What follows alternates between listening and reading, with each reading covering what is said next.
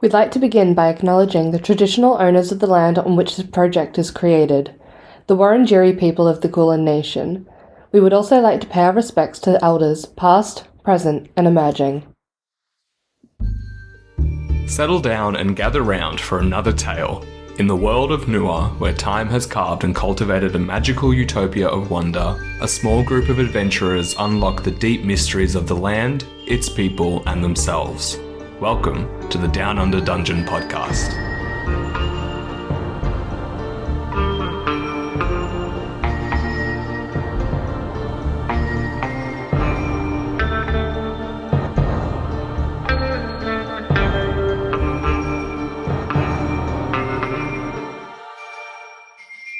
The searing cold and the deafening roars of dragons still echo in my mind, relentless as I reflect on the Wellspringer's deeds over the past few weeks.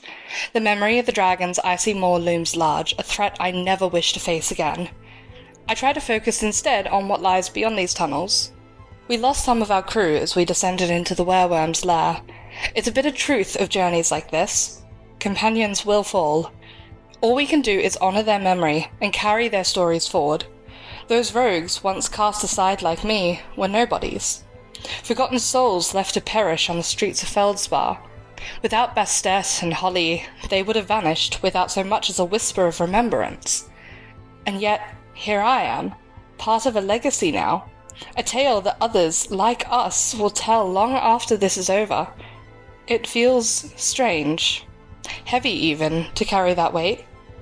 In the tunnels, we encountered Lydran, a peculiar and strikingly blue illithid with a whimsical demeanour.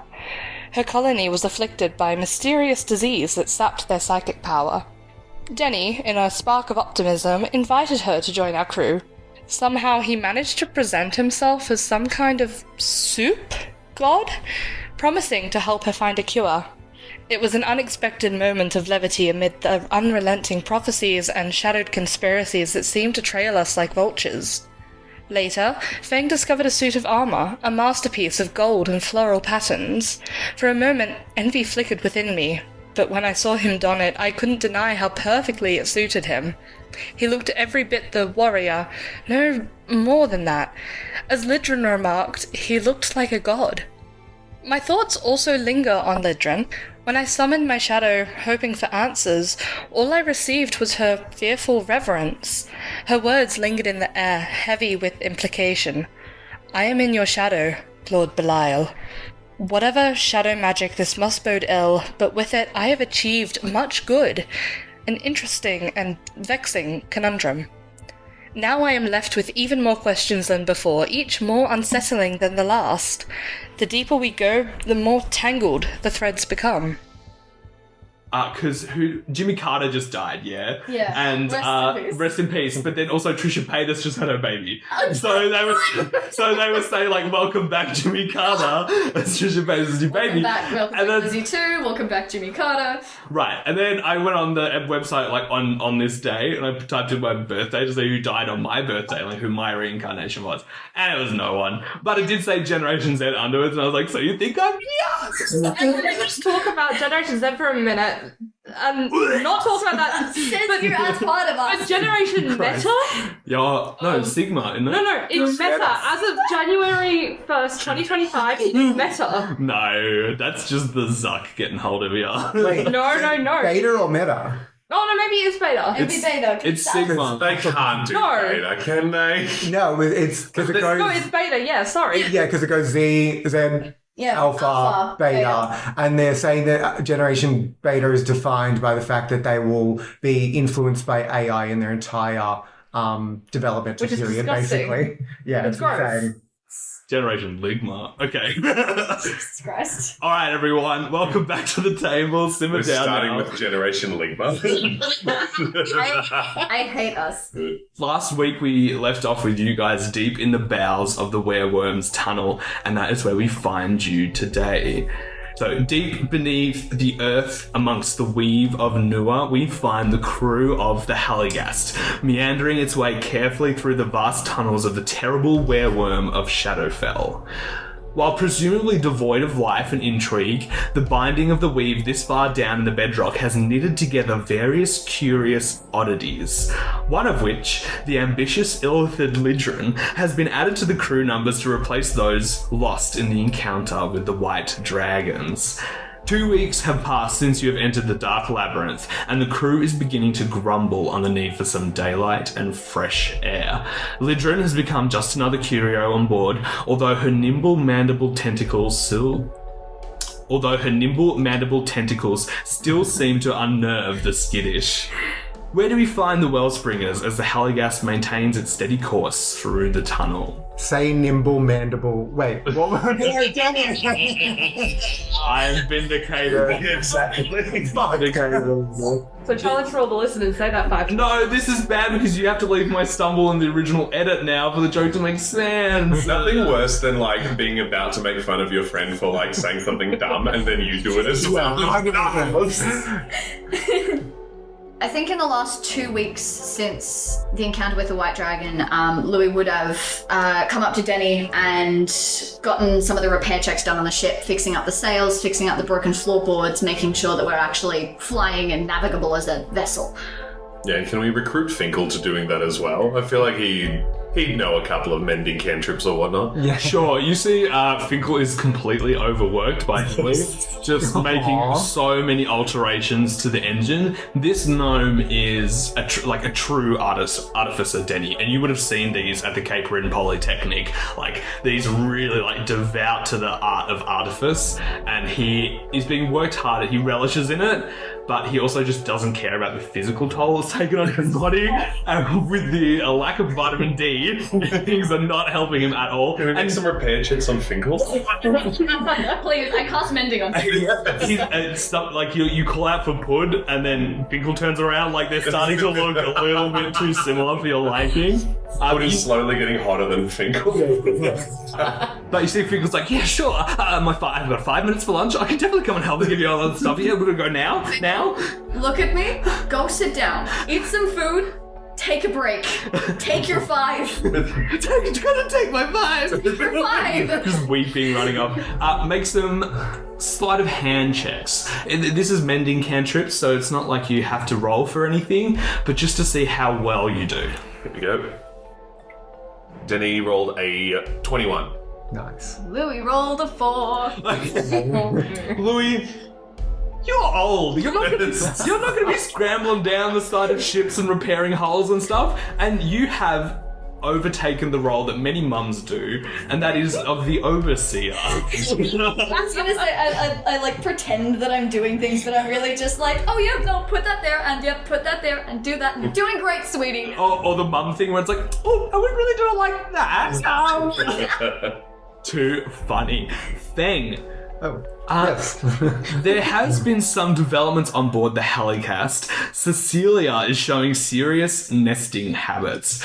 Patrick has been collecting knickknacks, mattress stuffing, and odd socks for her to inspect and hoard. Where would you like to encourage Cecilia to bed down? That's such a tough decision. You've had to remove several nests at this point in the most like unfortunate positions. Like one's right outside the front door of the mess hall, one's on the staircase leading down to the lower decks. Fuck, where's the place to set her up? Is there like a room, like sort of center of the ship, far away from any of the edges that could be bashed by anything coming past us? So she is the most protected as possible. Bashed. Hey, no, we got attacked by dragons last time. The side of the ship was torn off. I'm just trying to protect our lovely little Cecilia. Do we know what baby mantelope do once they are born? Do we want to try and figure that out? Like, do they need like area to like fly or anything? I wasn't prepared to be a father, so no one is. I've got a great idea. Holly's cabin. It's the best room on the ship, and obviously the best for a mantle. Make me a DC 35 persuasion. Yeah, see, I'm not going to reach that anyways. Yeah, Holly would love some mantelope embryonic fluid on the floor of her. Yeah, I think at your use of that phrase, Feng is going to find a place as low on the ship as possible, as far out of anyone's way. If there's any, rooms there or small rooms there that aren't used for anything.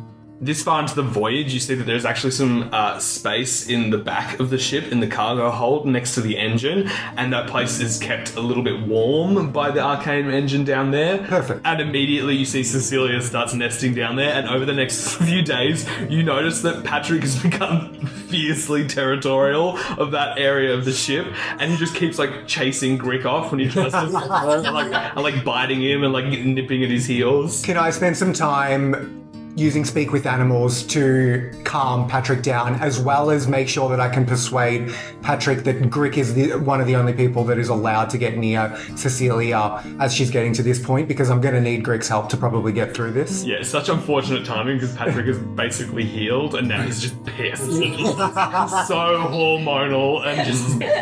make me an animal handling check. That's a 16. A 16. I'm going to say it takes a lot of work, and even to the extent where you have to take some of Cecilia's goop and smear it onto Grick so it's to mask his smell. But over a few days you are able to do that. Like The Walking Dead? Yeah. Yeah, that's literally what I just thought of.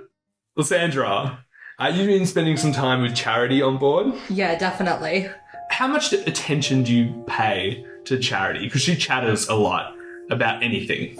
Yeah, I feel like Lysandra is kind of feeling awkward with the party right now. Doesn't want to step on anyone else's toes, so has been trying to get closer to Charity to understand more about what she's talking about, but also understand more her perception of Yellen and really try to narrow in and listen to the important parts.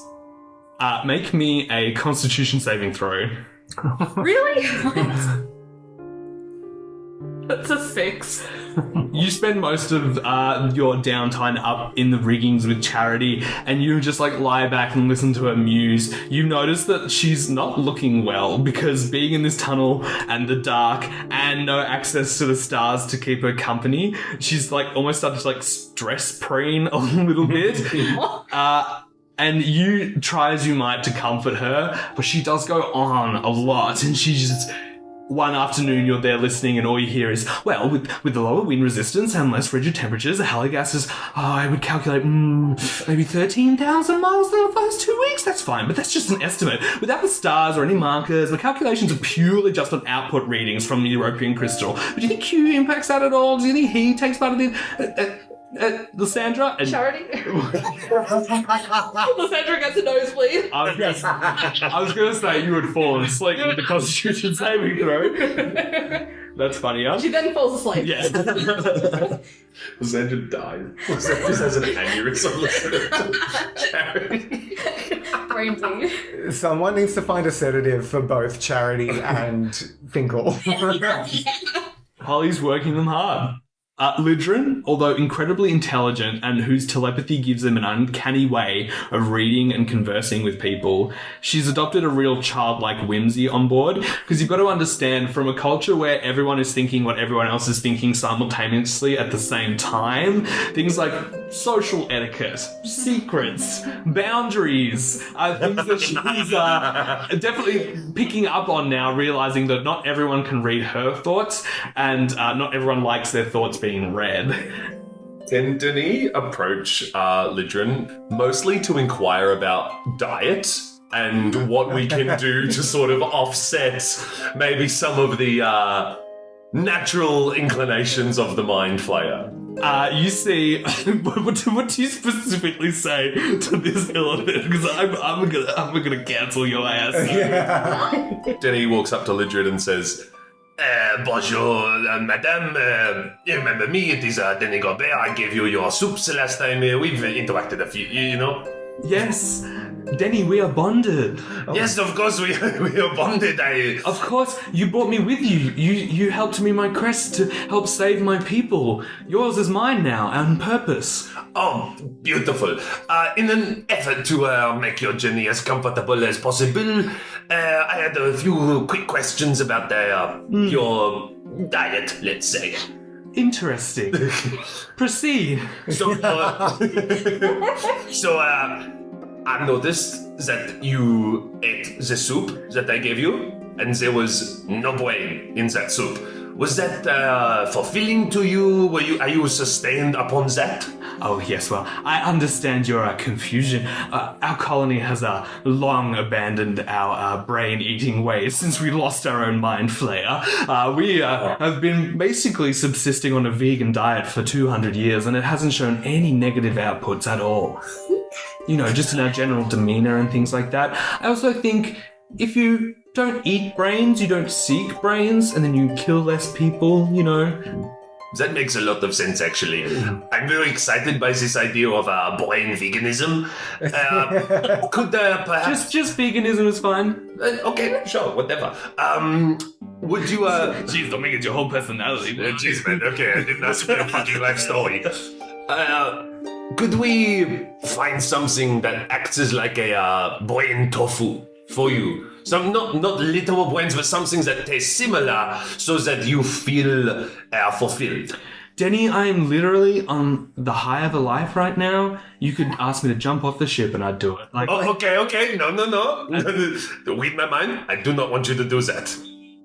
No, I don't. But now I'm realizing I have free will, and that's also exciting. That's great. Please don't jump off the ship. Exercise your free will and stay alive. Louis been watching this conversation from the other side of the ship and just casts message into Lidrin's mind and just says, "This is your conscience, stay on the ship." Denny, you see Lidrin's face go stone, and she just levitates off the ground, unmoving, rotates towards Louis and floats over to her. Okay, bye. Nothing. Au revoir. Fucking hell, you tried to do something nice. Good morning? Lidrin, hi. Do you want to know if it is morning? Ooh, that's a great question, actually. Sure, if you have the ability to work that out, that'd be lovely. You see her tentacles start to constrict and her eyes go milky white. And she says, "You have great intuition, it's actually 11:30. Listen, an old girl knows how it works. I can feel it in my bones. It's in the joints, the knees specifically.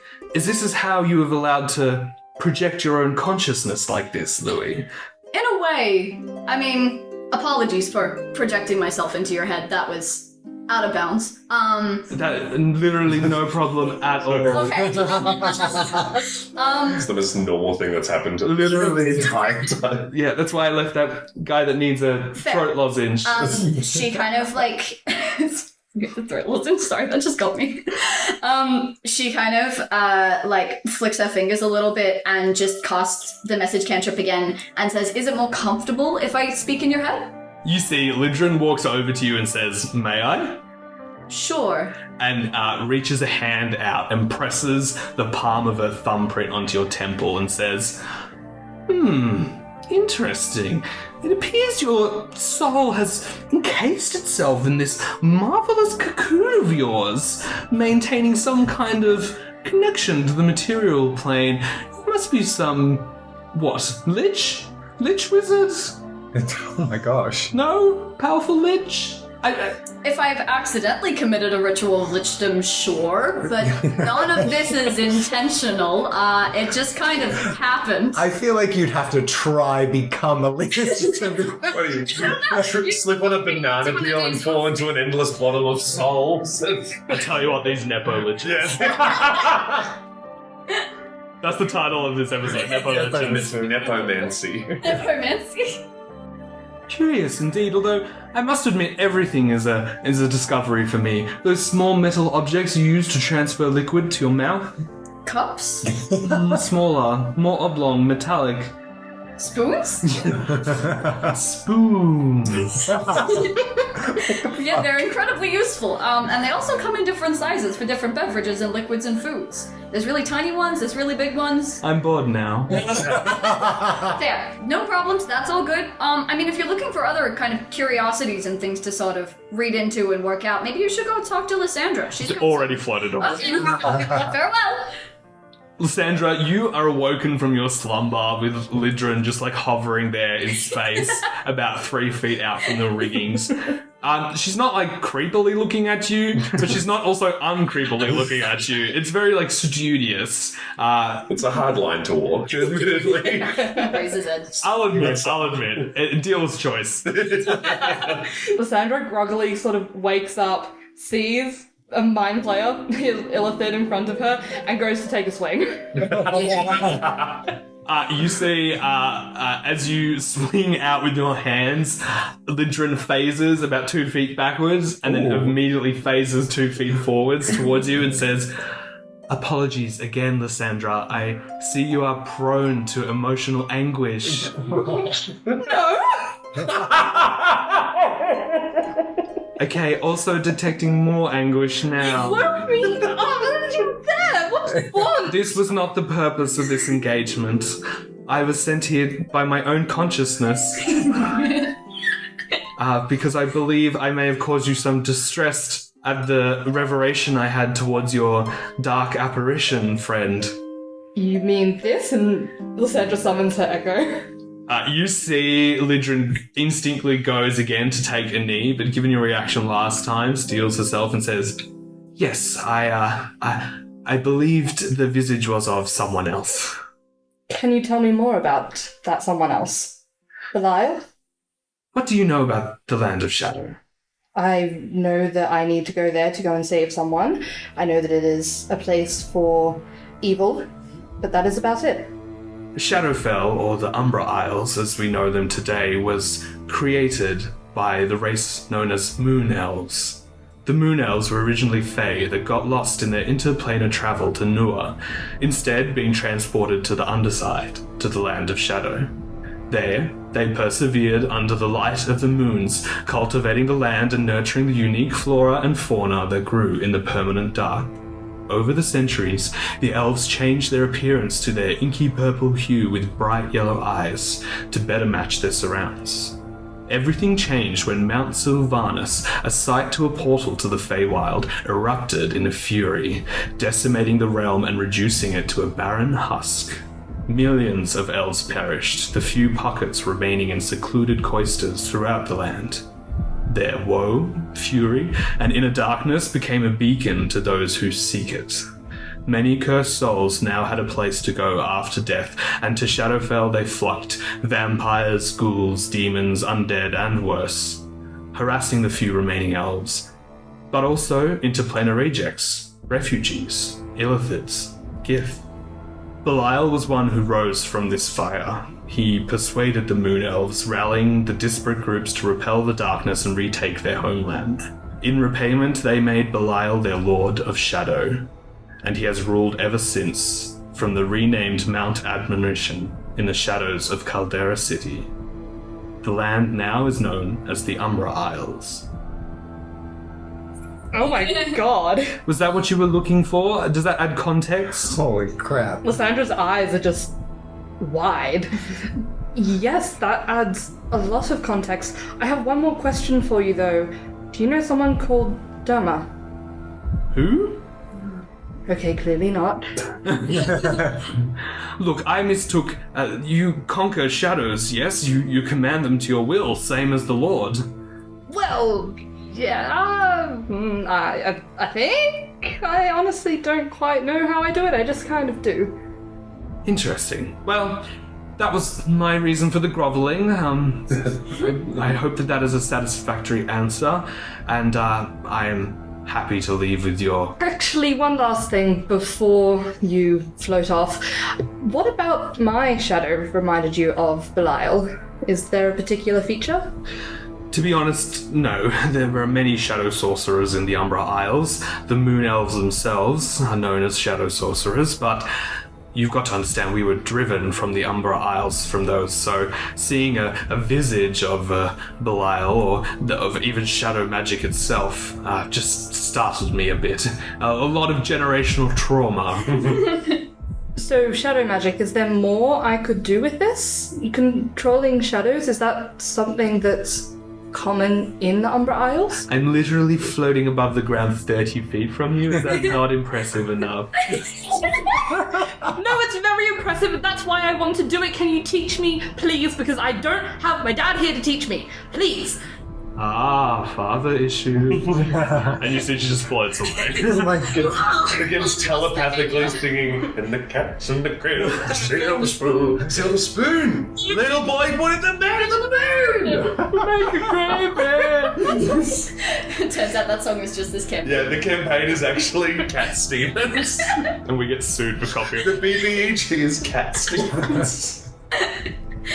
Are you from the moon? Is that what I'm understanding? Are the moon elves from the moon? But no, and the shadow sorceress is your dad? Belial rose from... What did she say? Belial rose from something. Phoenix's rise from... Oh. Yeah.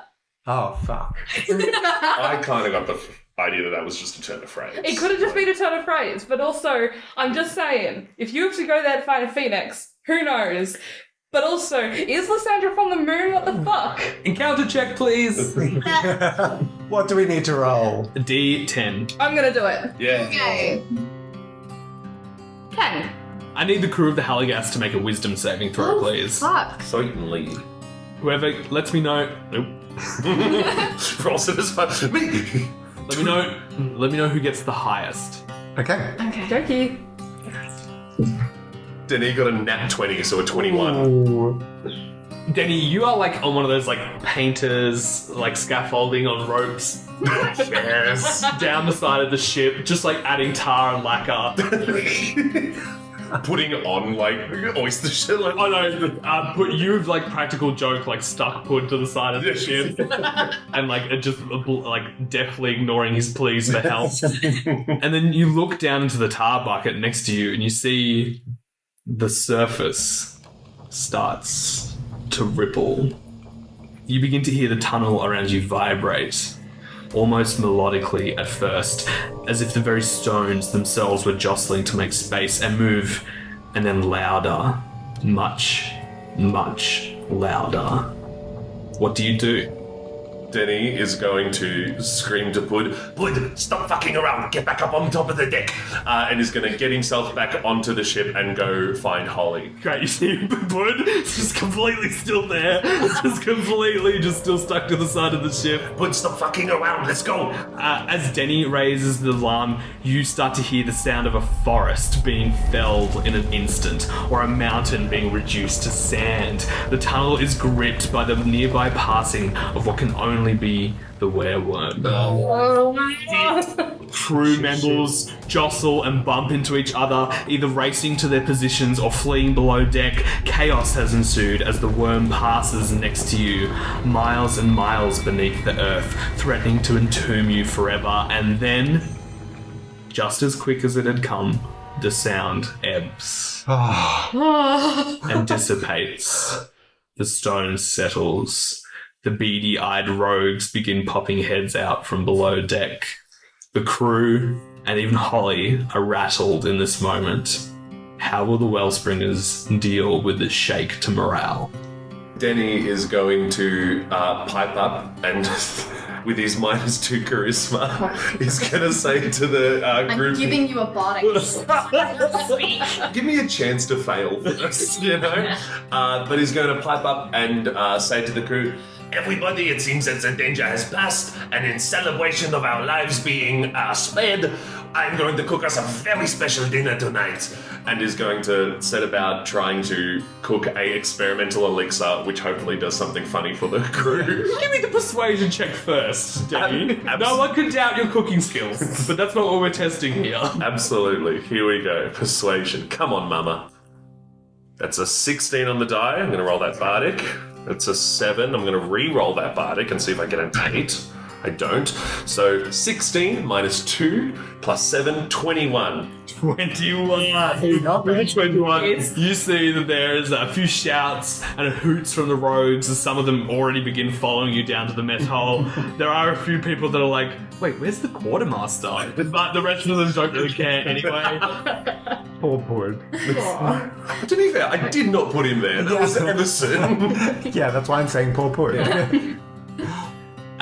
Another reminder for you that you are not alone down here.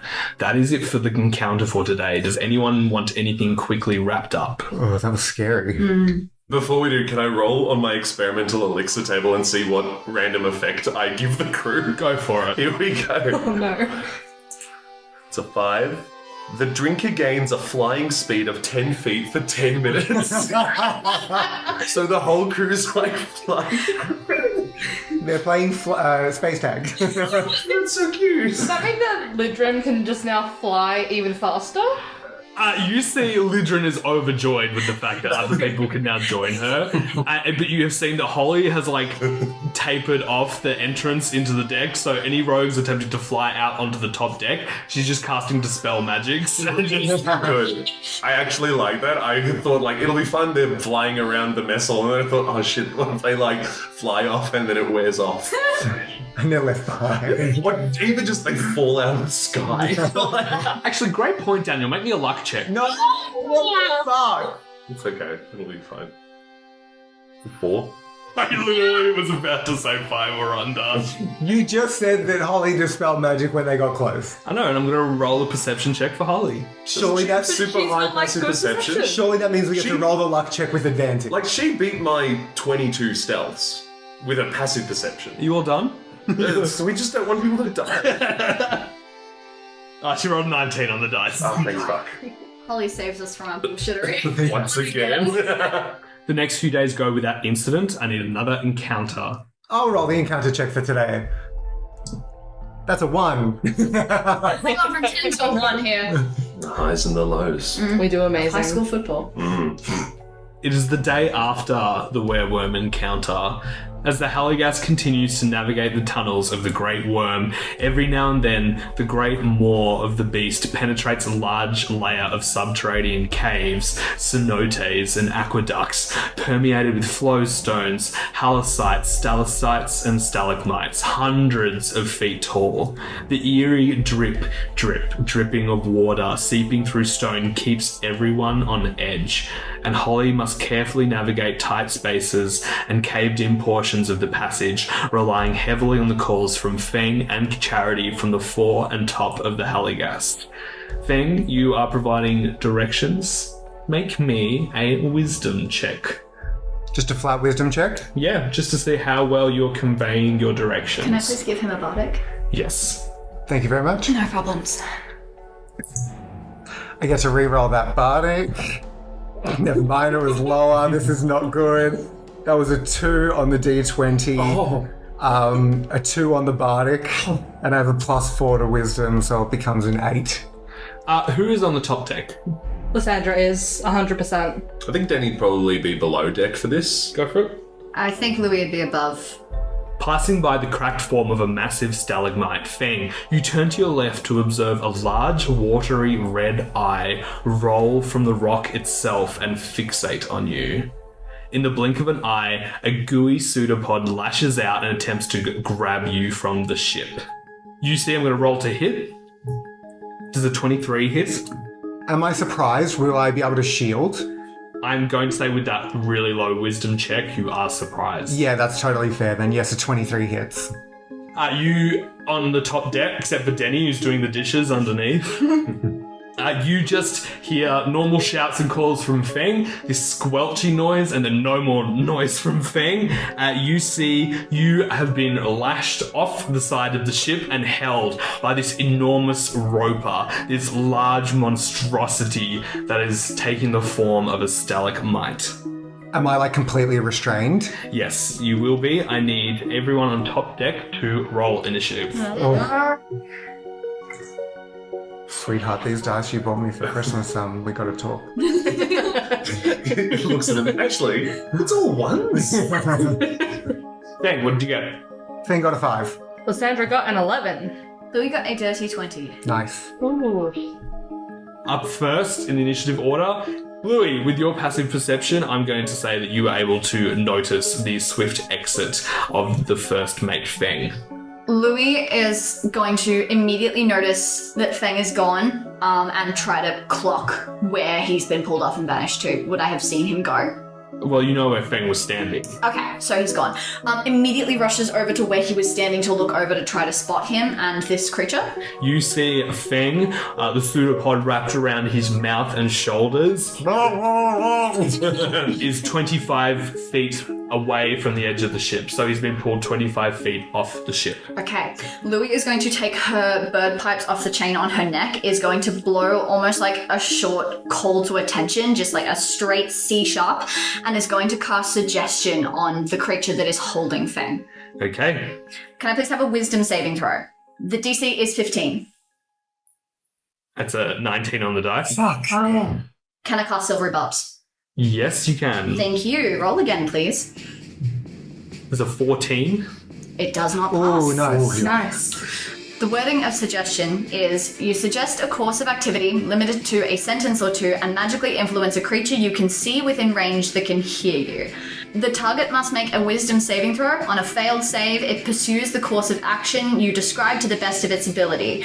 The suggested course of action can continue for the entire duration. If the suggested activity can be completed in a shorter time, the spell ends when the subject finishes what you asked it to do. So I am going to ask this creature to return what it just took from where it came from. Like, put it, basically just, like, scolding a naughty dog, put it back! And the spell ends after it completes its action? Yes. Yeah, well done. The spell goes off. You see the singular pulsating eye of the roper starts to like roll back in its head, and it just obeys Louis' suggestion. Feng, you are returned to the front of the ship. I've decided I don't like roller coasters. After Louis, that is the roper turn. With you both standing there, it is going to use 2 pseudopods to attack you. God damn it! Sorry, I should have added more to that sentence. Does a 16 hit Feng? No, it does not. My AC with my new armor is 19. My Does a 23 hit Louis? AC is 12. Okay. You see Feng, Louis, your savior, has rescued you, and you, just as she's about to give you her old toothy smile, you see she's whisked off the front. No. Oh shit! I don't ever wait to save you like you save me. After the roper, that is your captain's turn. You see Holly puts the ship to a stop and starts to call the rogues to attention. That is all she can do in this round. Lysandra, you are up. So Louis has been taken, was it 25 feet off the ship? Yes. Lysandra is going to see what's happening, run over next to Feng, and is going to cast 2 beams of Eldritch Blast at this thing. Go for it. One of those is a 21, the other one is a 15. The 21 hits. Amazing. 8 points of force damage. You see one of your eldritch beams glances off this roper, but then the other one finds purchase and some of the rock is torn away. And you see underneath there's all of these thick worms that are like holding, it's almost like they're secreting the very calcified rock that they're living in. Ew. Then as a bonus action, she's going to summon her echo next to her, ready to use it in the next round. Feng. Feng is going to call out to Louis and say, actually, I was wrong. I can maybe teleport you back. I was lying. And then, but this may hurt a little bit, but I'm going to throw out Promi and summon Promi 30 feet flying right next to the creature and Louis. The creature and Louis need to make a dexterity saving throw, DC 15. The roper path. Louis does not. Louis, you take 4 fire damage, sorry. That's okay. And then that is my action, and as a bonus action, I'm going to command Promi to fly by and lay a wing on Louis and teleport her out of there, right back to the Halyghast, and then the creature has to make another DC 15 dexterity saving throw. That passes? Nothing. No, sorry, it doesn't. That's a 13, fail. Nice. Nice. And it takes 6 fire damage as Louis reappears on the ship in a blaze of fire. That's the coolest I've ever looked. Wonderful. I feel so bad, Denny, but Feng's done it.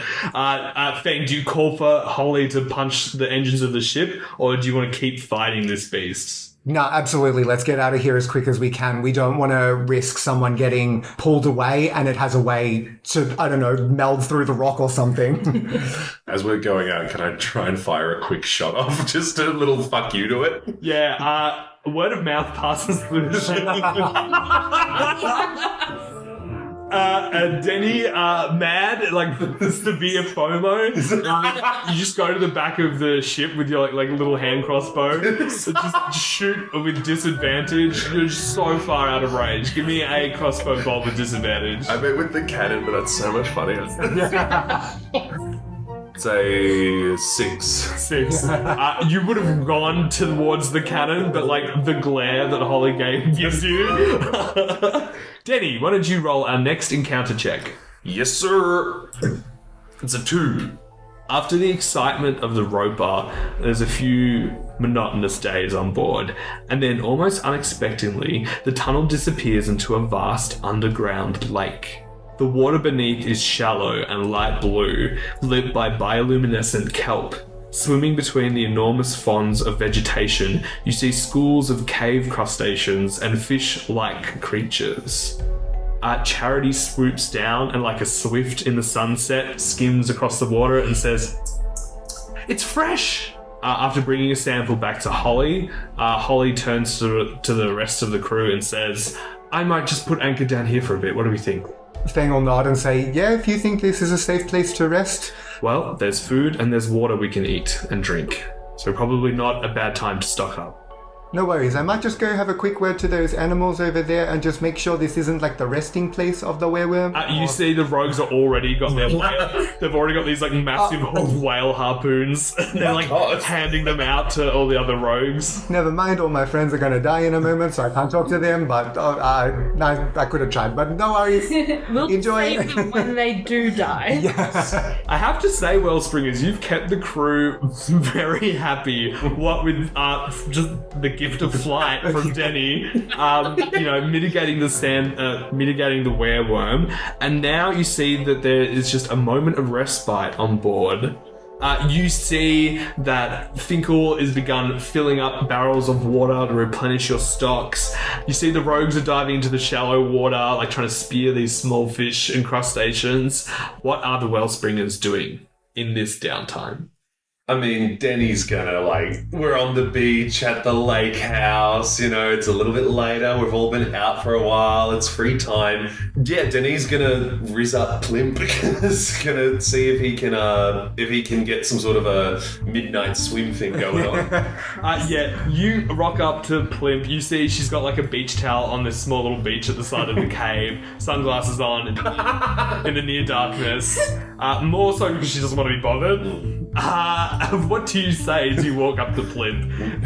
Not recognizing the social cues of leave me alone, Denny's gonna go up to Plimp and say, "Beautiful day, is it not?"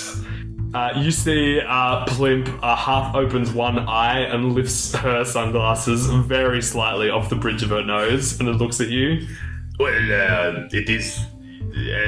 You look very nice. Is that what we're going with? I don't know. Nice. Hot. Nice. Like a long walk. You look very hot. Oh, and like too far. Okay, you look very good. Just go find me something shiny. Oh, okay, I can go find something shiny. Give me an investigation check, Denny. Absolutely. I mean, I don't think it's going to matter too much. It's a 9. 9. Denny, you start wading around in the shallows, trying to catch something. You don't find this. You fall over it in the water, and you look back and you see this enormous, bright yellow egg, almost made from jelly. Can I identify it? Can I taste it? Can I lick it for 10 minutes? You can. In full view of Plimp, please, so that she's go for it.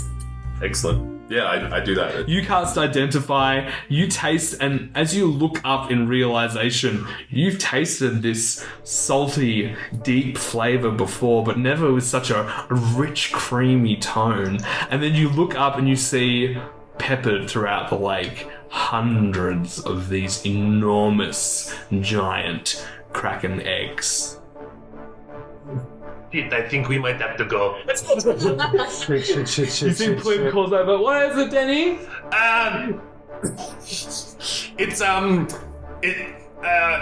It's a bomb. They're all bombs. We have to get out of the water now. Everybody, bombs. There's bombs. Get out. Okay, so what are the rest of the crew doing on the ship as Denny's having this discovery? Feng starts summoning Promy to teleport people out of the water and save them from the bombs. It's literally like a shark siren. Like, Louis, I bet you just like prestidigitation. I think, this happens, and Louis just casts prestidigitation and just starts yelling, like, out like a lifeguard at a shark warning, being like, everybody get out of the water, move back to the ship in an orderly manner, follow each other, keep calm, You see get the fuck out.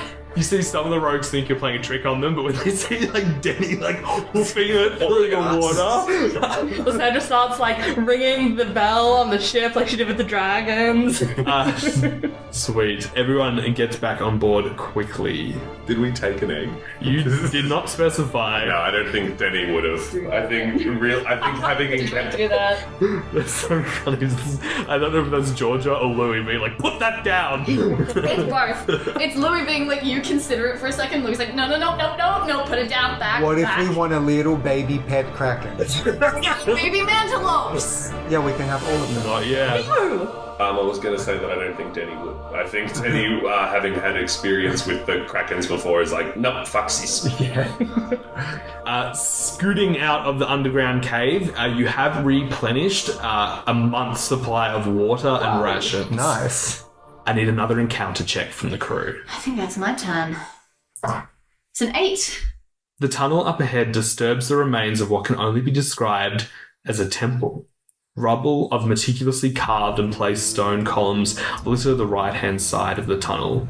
A crumbled staircase ascends to a shrine of a humanoid figure, bedecked in black steel armor, clutching the non-existent handle of a massive glaive, jammed into the rock next to its throne. The head of the statue is missing, and probably somewhere in the rubble below. Could we make some religion checks or arcana checks or something to identify who this statue is of? Make whatever check you would like. For more pertinent information than what I've given you, the DC is 16. Okay.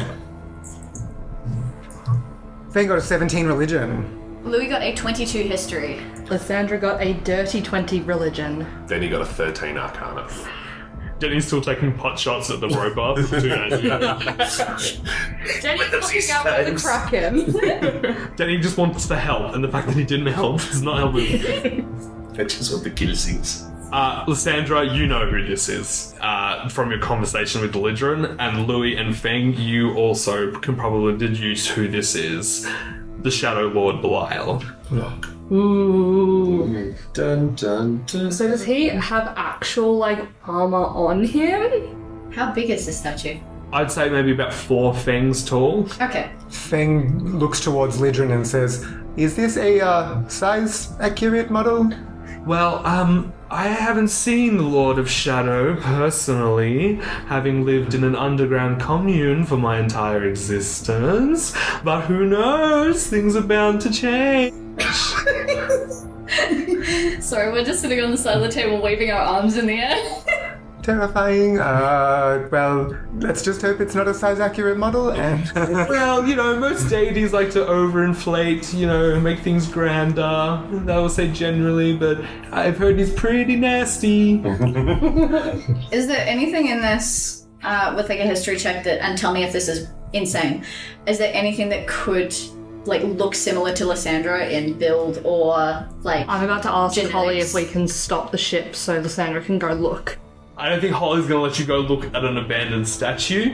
I will say this is obviously a deific interpretation, alright? So this is what the followers, Lysandra, you think this must be a moon elf temple? This is how they vision their savior. And so if their leader was someone who united them and repelled a great force, then of course they would be projected as that in their figure. I have a random question. If it's a moon elf temple, this is maybe a little bit outlandish, but do any of the materials or the carvings or the actual stone itself look anything like what we saw in the Apani Empire? Give me a history check, Feng. That's a 14. A 14. That might be a theory you're working with. given if Lysandra shared with everyone else what Lidrin told her about the Moon Elves, you knew that the Wood Elves were around at the same time as the Apani. Yes. And the Wood Elves were the first Sylvans to arrive. So it would make sense that perhaps that there might be some influences between Moon Elf, Wood Elf, and Apani culture. Yeah, I think I'm trying to work out if the Moon Elves were around before the Cataclysm, the same as the Apani and the Wood Elves. Yes. Yeah, cool. Lysandra, you have dark vision, don't you? Yeah. Give me an investigation or perception check. Can I give her a bardic inspiration as I see her looking over the side? Yes, you can use your light cantrip or something to help. Thank you. I have proficiency. Can I help? Yes. Or make my own? Or I'll help Lysandra. Thank you very much. I am going to use perception, not investigation. Are you proficient in that? Yeah, both. Okay, cool. I have expertise in perception. You can have... No, you can't Interesting. have anything extra. I was like, you can have doubles. I think we forget that Denis a rogue first. Yeah. Yeah. Okay. Please don't fuck me over. I need to roll well. So that was an 18 on the dice, plus 3 on the bardic, and plus 3 for perception, which is a 24. DC 25. No. Fuck you! Sorry, it's going to be very hard to find a piece of rubble in the dark of a tunnel. Louis kind of moves over as she sees Lysandra peering over the deck of the ship, and she's gone up and like touched her shoulder to give her bardic inspiration, and sees the frustration leaking off of her. What are you looking for? What's so important about this headless statue? Is it something about what's bringing you here? I think so, yes. I wanted to know what Belial looked like, I guess. Ledren couldn't give me a straight answer, and I wanted to know if, well, maybe it looked anything like my shadow or like me, because hopefully that would give me some answers. I think Belial might be your father. I don't know if I want to go that far, because Belial is a god, but, I mean, you saw Lidren, she bowed to my shadow, then said that she was mistaken, but I guess I just want to know if what my shadow is connected to. Well, that's what we're here to find out, and that's the path that we're following. As frustrating as it is to be stuck in tunnels with no answer, we're all on these loose threads right now, and we're all as frayed as the fabric that we're woven within. Everything is on edge, and I can't promise you we'll find answers, but I can promise you that as far as I go with you, I will help you to find who he is. Feng, can you roll an encounter check for me, please? Sure. That's a 6.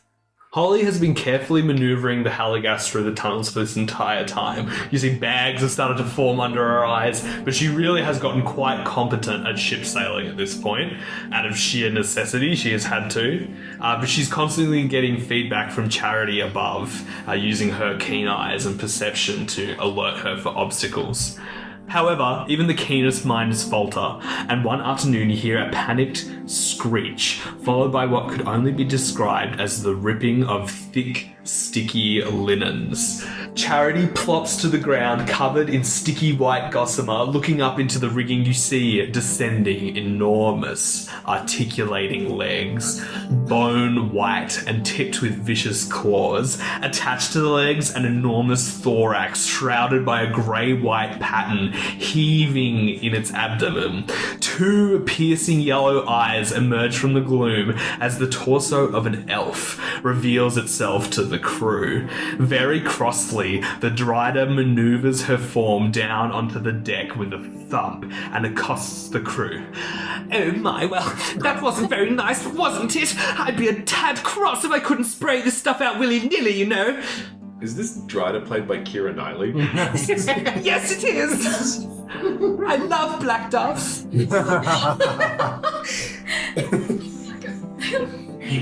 This figure introduces herself to the crew as Lyra and explains she is one of the few merchants down here in the tunnels of the Wyrm. She has many different items from many different places she is seen by following the Wyrm's trails, but she is very fierce, and you see it's almost as if she's not entirely there when she speaks to you and shifts back or forgets things.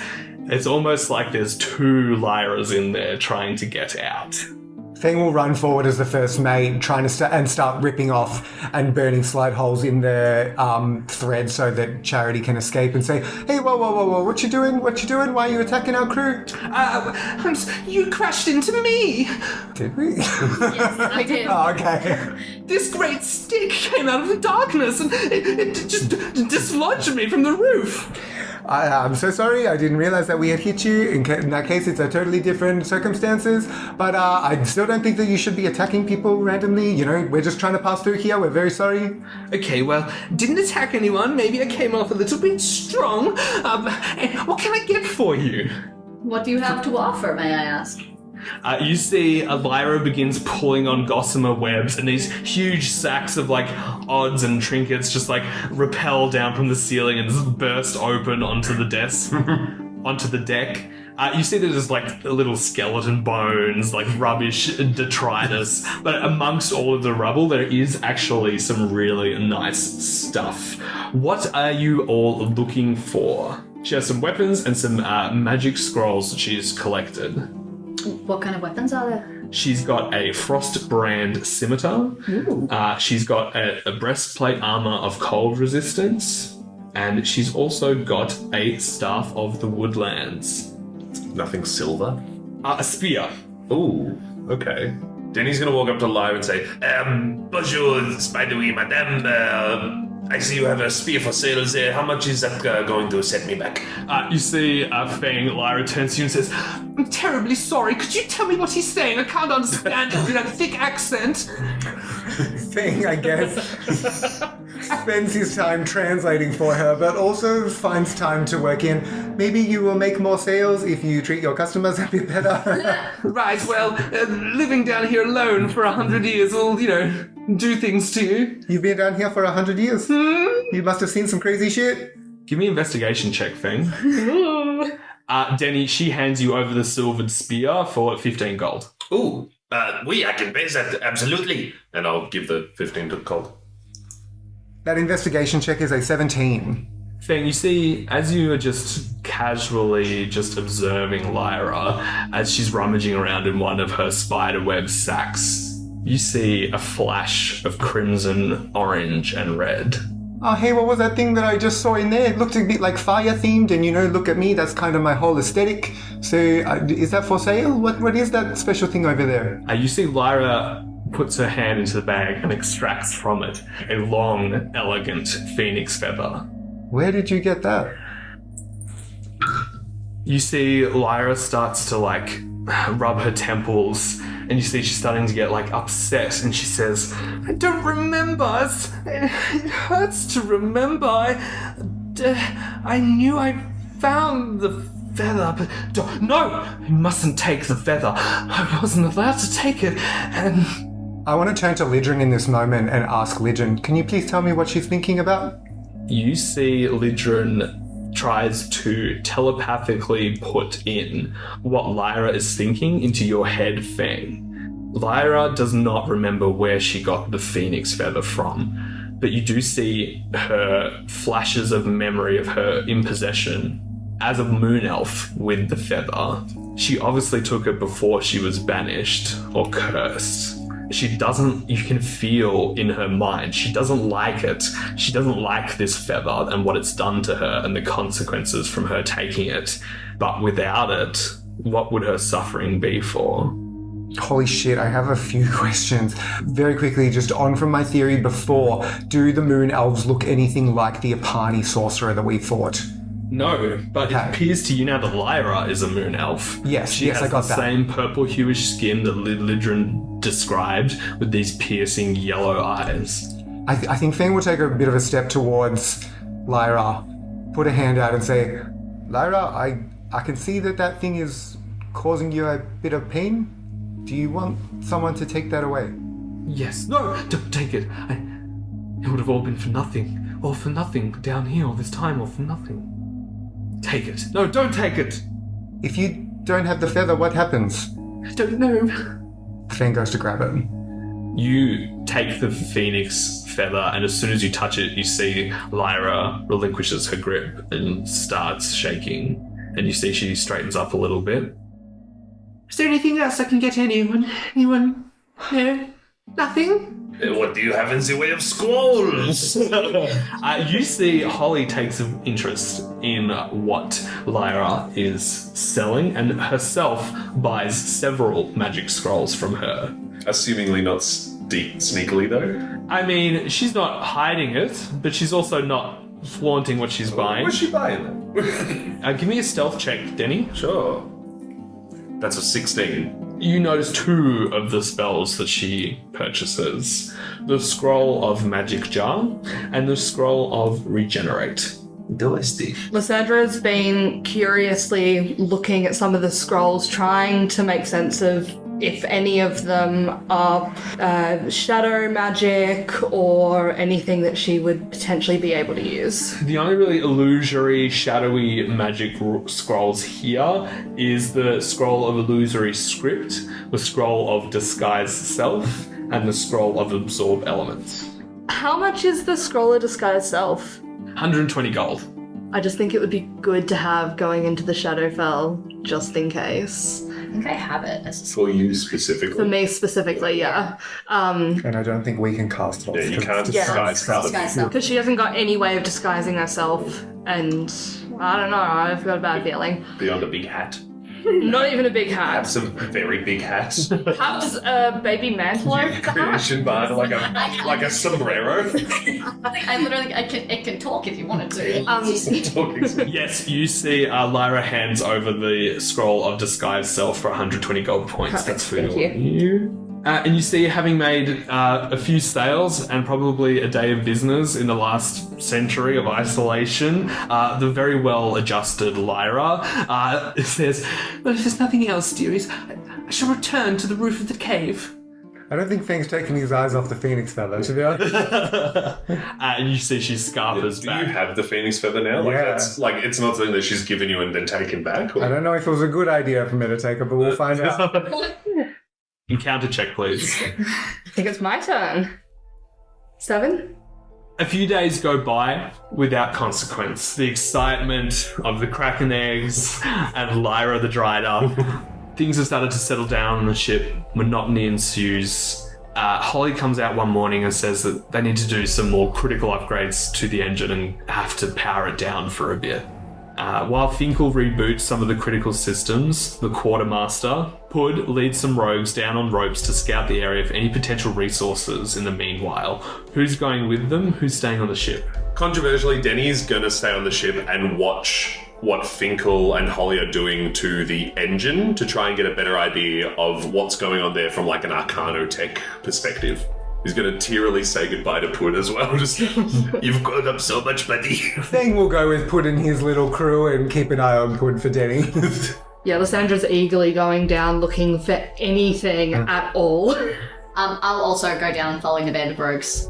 For those who are following the crew, I need investigation checks.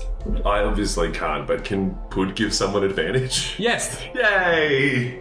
Who's Pud giving advantage? Pud's going to give advantage to Louis, because I think you've got the best intelligence. Like, My investigation is +2. okay. Feng got a 3. Lysandra got a 16. Louis got a 13. Lysandra, Yes. upon the floor of the cave, several massive boulders from the ceiling have been shaken loose by the Wyrm and have crashed on the floor, along with what appears to be some like rotted wood and other debris. As you kind of like look around, you've lit a torch.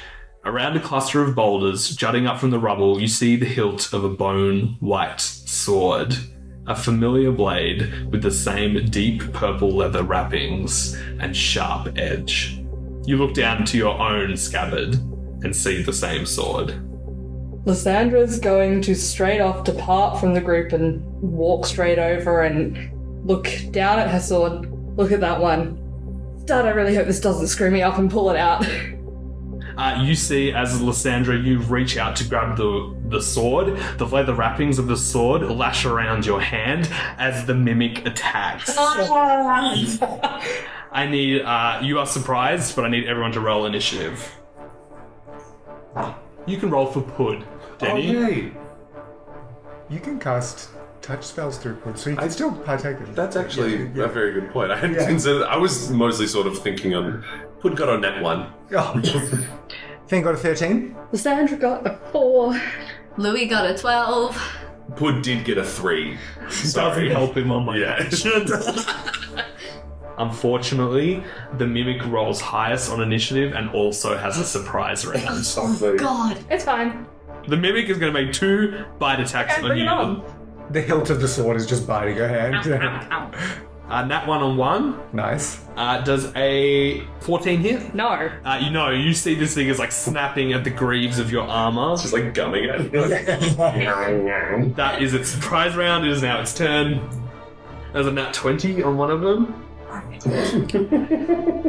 That is a critical hit, and as always, we take the maximum amount of dice on the first roll and roll the second roll as is on our crits. So, Lysandra, you take 15 points of piercing damage and 12 points of acid damage as this mimic is starting to leech at your arm. Feng, you are up next after you hear... I would like to use... Lysandra would like to use her reaction to cast Hellish Rebuke. Go, roll it up. Dexterity saving throw 13. Passes. It still takes half as much damage. So on the dice, 10 points of fire damage, but halved is down to 5. Okay. Feng's going to watch as Lysandra lashes back at this mimic with some fire and tries to contribute to that and throw Promi 30 feet, and both the mimic and Lysandra have to make a dexterity saving throw. What's the DC? 15. Mimic passes. Lysandra fails, but she is resistant to fire damage. Totally fine. Then you'll only take 9 fire damage, halved to 4. Lovely. And then I'm going to get Promi, exactly like I saved Louis from the pseudopod extending from the wall. I'm going to try and get Promi to teleport Lysandra away from the mimic. If it's grappled to her, does that matter for teleportation purposes? Like it's attached to her arm. Yes. I can only teleport one creature. Oh. I think it is like a... Oh, I don't sorry. think there's an official ruling on it. But The spirit and each willing creature of your choice. So, of my choice. So I can choose not to teleport the mimic. So would it detach? Go for it. Sweet. So yeah, Promi teleports Lysandra in a very similar blaze of fire as the mimic needs to make another DC 15 dexterity saving throw. Fails. Thanks to Elemental Adept Fire, that one goes to a 2 fire damage as it's scorched by these flames that are left behind, teleporting Lysandra away. And that's my turn.